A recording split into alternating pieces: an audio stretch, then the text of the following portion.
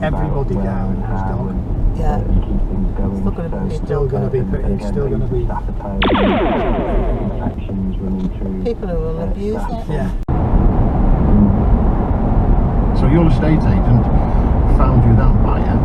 When they find a buyer, generally they take it off the market because they put a sign up saying offer accepted subject to contract. Well, contract has not happened yet. She's been dilly-dallying. Well, they do that as well, because it is effectively. They usually put sold STC, subject to contract. It's not sold, well, okay, but it's not sold until contracts are exchanged. But you go back to your estate agents and you say, this woman's faffing me about. It's not on, the sale isn't happening. Put it back on the market. I reject her offer. You are not committed to the buyer. Nothing. Blackpool, Millwall, Bristol City, Sheffield United against Plymouth, Swansea against Nottingham Forest, West Ham against Doncaster, and the late kick-off at 5:30 will be a shot. Chelsea versus Manchester City. So Dial, late scores in League 2, still Exeter 1, Stevenage 0, and Scunthorpe leading Grimsby by 2-0. Well, let's hear then from the Tranmere manager Keith Hill ahead of this game I'm the gambler. against Forest Green Rovers. And Keith believes not just but completely effective. That is 83% of all the people that died. Oh, you idiots! Are over that age group, so they're over the age which we will get to with this. Oh, I'm going to.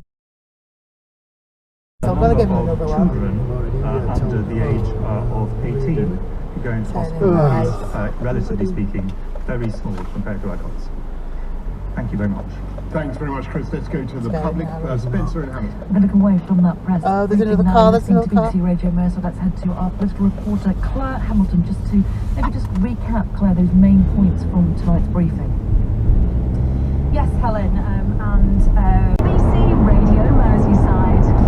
You have a group of people that focus on certain roles that you're supposed to do, and you basically make the school better than it already is. So are you actually the Prime Minister now at the school? Yeah, I am. Didn't get that memo. Sorry, Prime Minister, I would have given you your official title. Monday to Wednesday afternoons from 2. BBC Radio Merseyside. Merseyside Sports with Steve Roberts. BBC Radio Merseyside.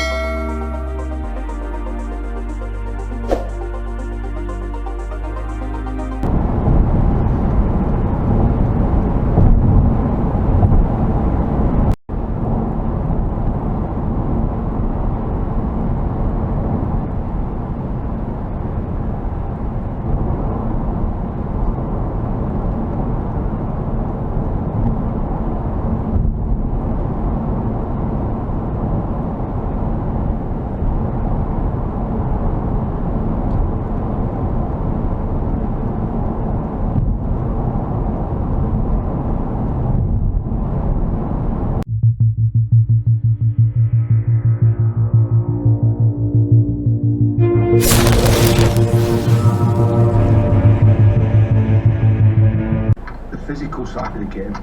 You know, that's a requirement of our sport, but the physical side of the game is tackling, heading, tracking, running, regaining the ball, interceptions, and being able to run both ways in and out. Have them because I only ever like the side light on. Yeah. I hate having the big overhead light on. It's not relaxing. What if you're having your tea on the...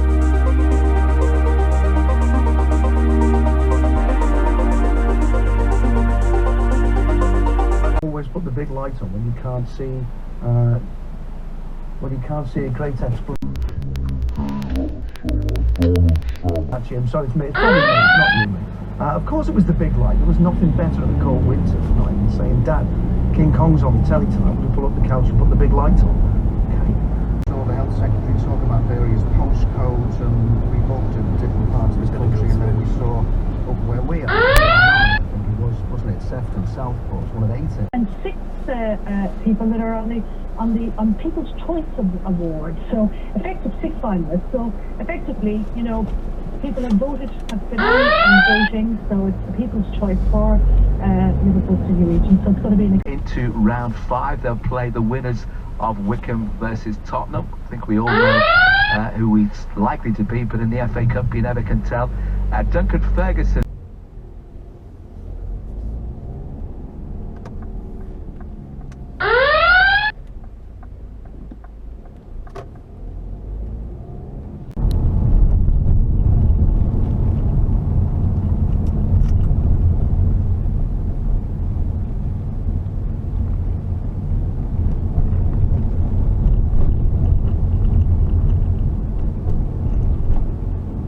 Hasn't it, the cruise industry with tourism and the pandemic?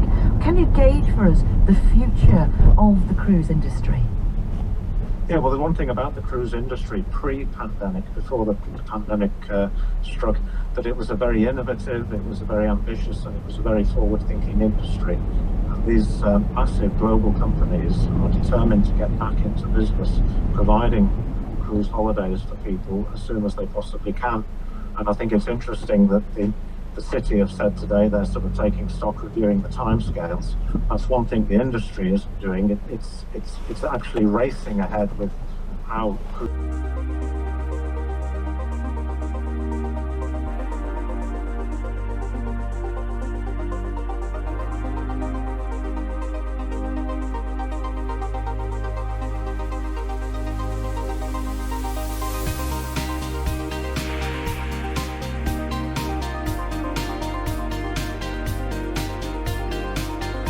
Before work can begin, with the state of the economy and given the pandemic as well?